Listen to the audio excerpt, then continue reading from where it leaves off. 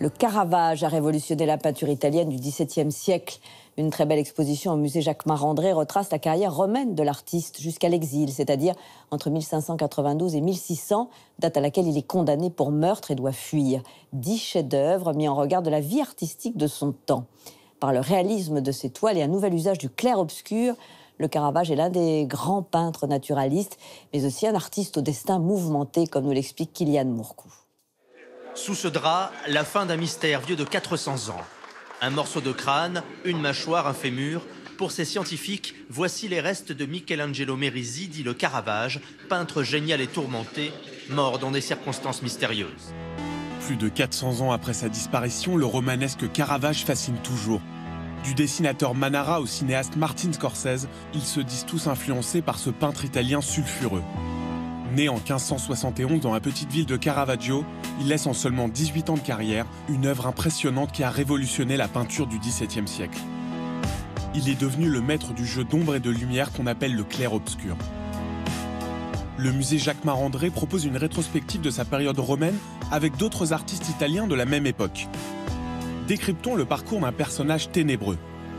Caravaggio a quitté Milan après un délit, après un fait divers qu'on ne connaît pas, mais qui va bâtir un peu sa réputation de mauvais garçon. En 1592, à 21 ans, il quitte sa Lombardie natale pour lancer sa carrière à Rome, une ville en pleine mutation. Rome est en pleine renaissance. C'était une petite, je dirais presque un bourg médiéval par rapport aux cités importantes comme Florence ou Naples, l'énorme ville de Naples ou Milan. On y construit des palais, on y construit des églises, peut-être une cinquantaine d'églises en son temps. Et la ville a besoin de peintres, de sculpteurs, de décorateurs pour donner un lustre à ce renouveau. Il fait ses gammes dans des ateliers d'artistes renommés comme Antiveduto Grammatica et Giuseppe Cesari, puis se lance petit à petit à son compte pour des commandes importantes. Le succès arrive vite et son trait devient immédiatement reconnaissable.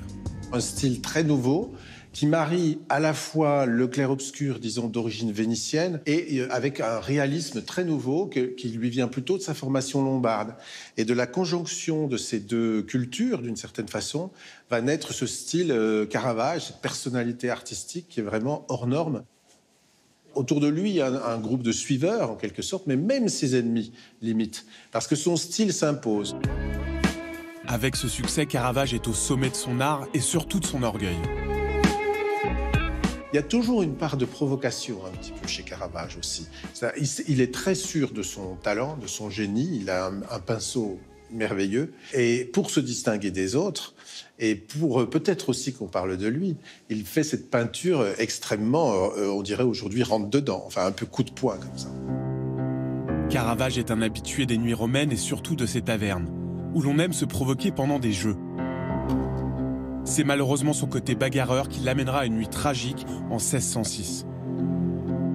Il était en train de jouer au jeu de pommes et à cause d'une faute, il semble qu'il ait tué Ranuccio Tommasoni. Caravage est obligé à s'enfuir, à quitter la ville qui lui avait donné la gloire. Ça, c'est la chose la plus terrible qu'il pouvait arriver. Condamné à mort, Caravage n'a plus le choix. Il prend la route direction Naples, puis Malte où il devient chevalier de l'ordre. Mais son caractère colérique reprend le dessus et il se retrouve à nouveau face à la justice. Mais il est emprisonné et il arrive à s'enfuir de la prison. Et ça, c'est vraiment presque impossible parce que la prison était vraiment difficile. C'était une prison, on pense, dans une roche, comme ça, très difficile à quitter. Mais il arrive et il peut aller en Sicile. Après cette évasion spectaculaire, Caravage tente de rejoindre Rome pour demander sa grâce auprès du pape. Mais son personnage romanesque le suivra jusqu'au bout. En 1610, à 39 ans, on le retrouve mort sur la plage de Porto Ercole, vraisemblablement des suites d'une infection. Le XVIIe siècle commence avec la perte d'un des plus grands génies de la peinture. Pourtant reconnu de son vivant, il tombe vite dans l'oubli. En effet, il y a un peu un mystère sur le fait qu'il a été oublié si vite. qu'il soit passé à la trappe de l'histoire de l'art, en gros, de la deuxième moitié du XVIIe siècle jusqu'au XXe siècle. Ça vient sans doute du fait que c'est le classicisme, le goût pour le classicisme et le baroque qui a balayé cette personnalité un peu extraordinaire, quoi, un peu marginale. C'est pour ça que c'est un génie aussi, c'est qu'il dépasse complètement son époque. Si vous voulez, Mozart aussi, on l'écoute aujourd'hui. Donc, Caravage, on peut le regarder encore aujourd'hui. Oui. Exposition à voir au musée Jacquemart-André.